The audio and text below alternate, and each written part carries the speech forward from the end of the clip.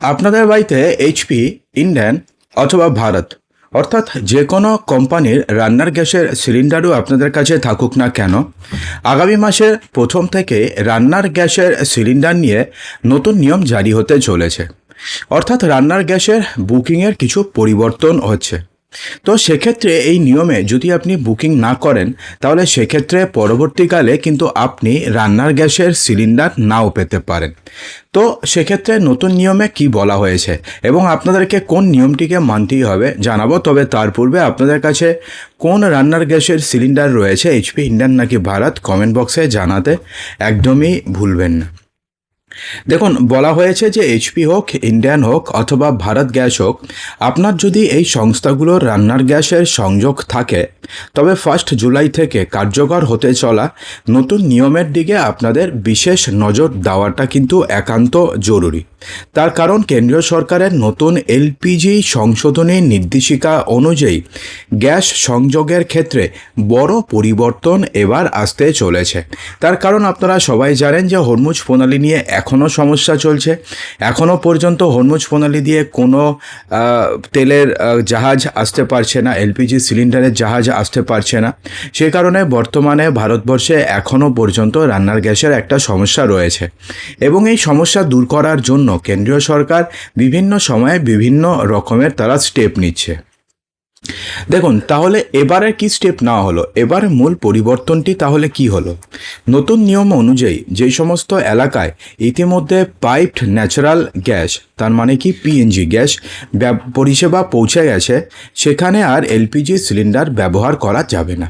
অর্থাৎ যদি আপনাদের এলাকাতে যদি পাইপড ন্যাচারাল গ্যাস যদি পৌঁছে গিয়ে থাকে, তাহলে সেক্ষেত্রে আপনি আপনার বাড়িতে আর এলপিজি সিলিন্ডার বুকিং করতে পারবেন না।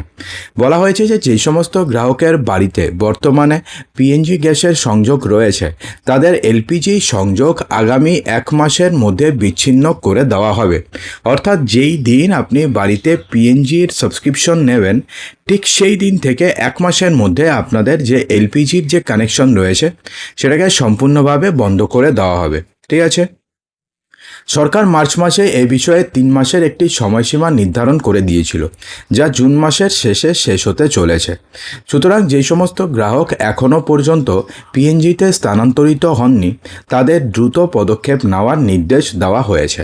অর্থাৎ সেক্ষেত্রে ধরুন আপনাদের বাড়ির সামনে দিয়ে পাইপ ন্যাচারাল গ্যাস গেছে, কিন্তু তা সত্ত্বেও আপনি পিএনজি গ্যাস বাড়িতে কানেকশন নেননি, তো সরকারের তরফ থেকে বলা হয়েছে যে পিএনজি গ্যাসের কানেকশন আপনাদেরকে নিতেই হবে এবং বাধ্যতামূলকভাবে নিতে হবে, এবং আপনাদের পিএনজি গ্যাস কানেকশন আসার পরে 1 মাসের মধ্যে যে এলপিজি গ্যাসের কানেকশন রয়েছে সেটাকে বাধ্যতামূলকভাবে সেটাকে স্যারেন্ডার করতে হবে।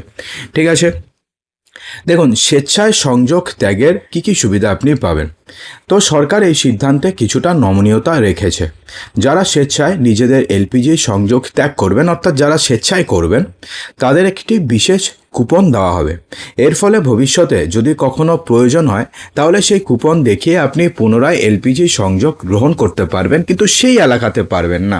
কিন্তু যদি পরবর্তীকালে এমন হয় যে নিয়ম যদি শিথিল করা হয়, তাহলে সেক্ষেত্রে তখন হয়তো এই নিয়মটিকে আরও শিথিল করা হবে এবং তখন হয়তো আপনি বাড়িতে 2টো গ্যাসই একসঙ্গে রাখতে পারবেন।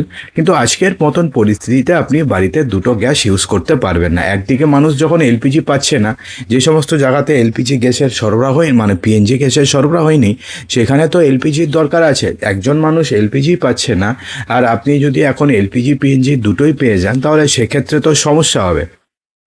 তো সেই কারণে আপনাদেরকে একটা কুপন দেওয়া হবে। সেই কুপন যদি আপনি রাখেন, তাহলে পরবর্তীকালে যদি আপনি অন্য জায়গায় চলে যান যেখানে পিএনজি গ্যাস নেই, অথবা যদি এই যে নর্মসগুলো রয়েছে এগুলোকে যদি শিথিল করা হয়, তাহলে সেক্ষেত্রে আপনি বাড়িতে পুনরায় তখন এলপিজি সিলিন্ডার নিলেও আপনি নিতে পারেন। দেখুন, এটি গ্রাহকদের জন্য একটি সবথেকে বড় স্বস্তির খবর। তো এখন ব্যাপারটি হচ্ছে, আপনি গ্রাহক হিসাবে আপনি তাহলে এখন কি করবেন, আপনার তাহলে কি করণীয় রয়েছে? যাদের এলাকায় ইতিমধ্যে পিএনজি পরিষেবা চালু রয়েছে কিন্তু এখনও পর্যন্ত এলপিজি সিলিন্ডার ব্যবহার করছেন, তারা অবিলম্বে স্থানীয় ডিস্ট্রিবিউশন সেন্টারে যোগাযোগ করুন। নির্দিষ্ট সময়ের মধ্যে নিয়ম মেনে পিএনজি সংযোগে স্থানান্তর না হলে আপনার বর্তমান এলপিজি সংযোগটিকে স্থায়ীভাবে বিচ্ছিন্ন হওয়ার ঝুঁকিতে পড়বে।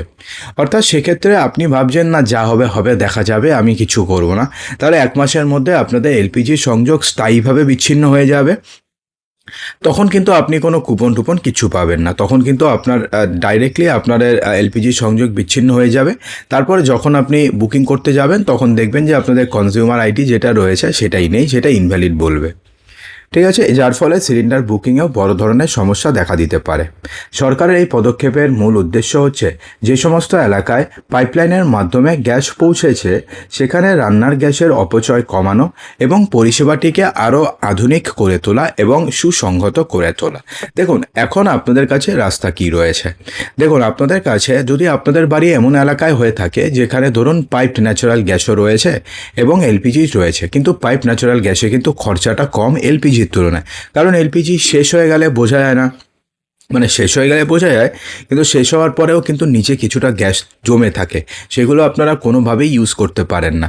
তার জন্য অনেকে রয়েছে নিচে গরম জল দিয়ে দেয়, কিন্তু এগুলোতে প্রচণ্ড রিস্ক। একটা এলপিজি সিলিন্ডার যদি ফেটে যায় পুরো বাড়ি ঘরে আগুন ধরে যাবে, তো সেটা তো মোটেও কাম্য নয়।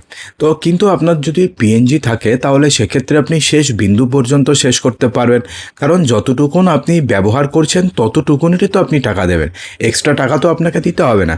এবং এলপিজির ক্ষেত্রে আপনি ব্যবহার করুন কি না করুন, আপনি যখনই গ্যাসটাকে খুলে রাখলেন তার মানে ওই সিলিন্ডারই নিয়ে চলে যাবে যারা পরে সিলিন্ডার যারা ডেলিভারি করতে আসবে। অর্থাৎ সেক্ষেত্রে আপনাদের যদি সামান্য পরিমাণ গ্যাস বেঁচেও থাকে সেটাকে ইউজ করার কোনো জায়গা নেই। এছাড়া পিএনজি গ্যাস কিন্তু সস্তা, তো সে কারণে আপনাদের বাড়ির সামনে দিয়ে যদি পিএনজি গ্যাসের কানেকশন যায় তাহলে পিএনজি গ্যাস নিয়ে নেবেন এবং আপনারা গিয়ে আপনাদের এলপিজি গ্যাসটাকে স্যারেন্ডার করে দিয়ে আসবেন, একটা কুপন পেয়ে যাবেন। ভবিষ্যতে আপনারা ওই কুপন দেখিয়ে আপনি এলপিজি সিলিন্ডারের কানেকশন পেতে পারবেন, সেম জায়গাতেও পেতে পারবেন এবং ট্রান্সফার হলেও পারবেন। এবং যদি আপনাদের মনে হয় যে না আমি কিছু করব না, আমি যা হবে দেখা যাবে, তাহলে সেক্ষেত্রে আপনাদের যে এলপিজি কানেকশন রয়েছে কনজিউমার আইডিটাকে ডিসেবল করে দেওয়া হবে।